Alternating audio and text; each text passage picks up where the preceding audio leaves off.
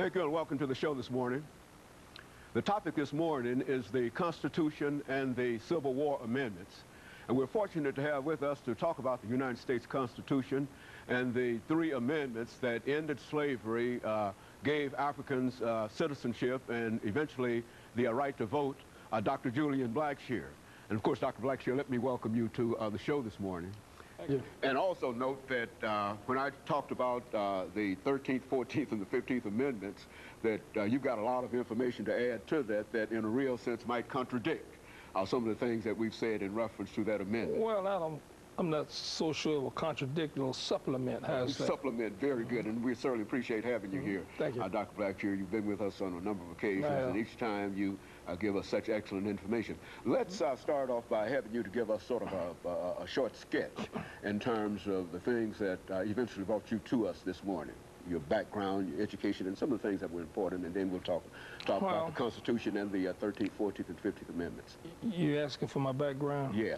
Julian Blackshear, graduated from Morehouse College in Atlanta, Georgia in 1963, after having graduated from high school in Chattanooga, Tennessee in 1959. Thereafter, I graduated from University of Tennessee College of Law. And right now, they have a scholarship in my name, the University of Tennessee College of Law. And I'm grateful for that. I practiced law in the private practice in Nashville, Tennessee for 36 years. I was previously a cooperating attorney for the Legal Defense Fund in the ACP for 4.5 years. I'm now assistant professor in political science at Tennessee State University, primarily concerned with the pre-law curriculum there. And now I'm here on your show. Very good. And of course, Dr. Blackshear, we had you a number of years ago talking about the Constitution of the United States. And what I'd like to do is to have you to talk about the United States Constitution and the relationship of the Constitution to the 13th, 14th, and 15th Amendment, and we can start that right now. In order to understand the 13th Amendment, you got to first understand the criteria for freemen in English-speaking societies.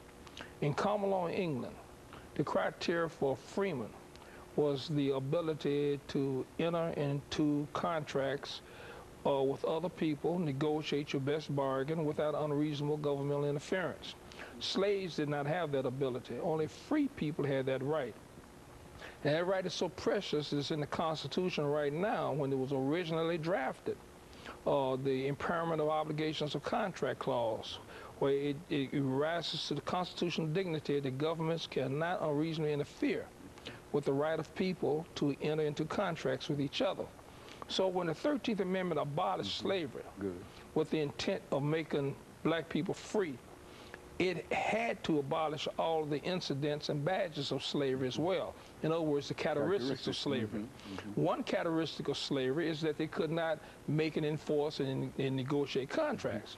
So now we got Title 42, United States Code, Section 1981, that says black people have the same right to make and enforce contracts on the same terms and conditions as heretofore available to white people. Now, that is what makes them free.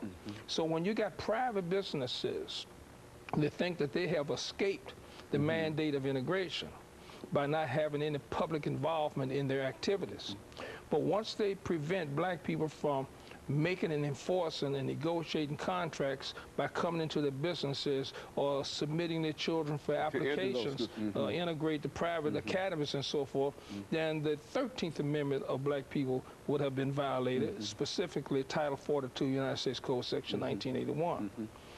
Everything that we do is contractual in nature. You can't think of any activity in this country that does not involve the ability to make and enforce contracts with each other.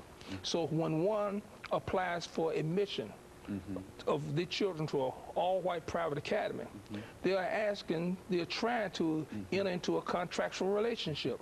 To be denied that contractual relationship is being denied the element of being a free person, and the 13th Amendment abolished that. And violating their 13th Amendment rights. Is that well, you can say it that way, Very good. And of course, we have about 40 seconds, Dr. Blackshear, before the end of this segment, and then we'll come back and we'll have you to further elaborate upon the 13th Amendment and perhaps then move into the 14th Amendment to the Constitution and the 15th Amendment and perhaps compare or whatever the two or the three ideas. But essentially, this is exactly what we wanted. We wanted to go beyond this idea of the 13th Amendment giving freedom, but we wanted some additional information. Well, it gave you freedom, but you got to understand what constitutes freedom.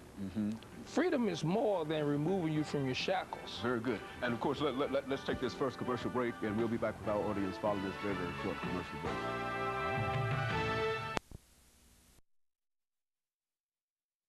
The topic is the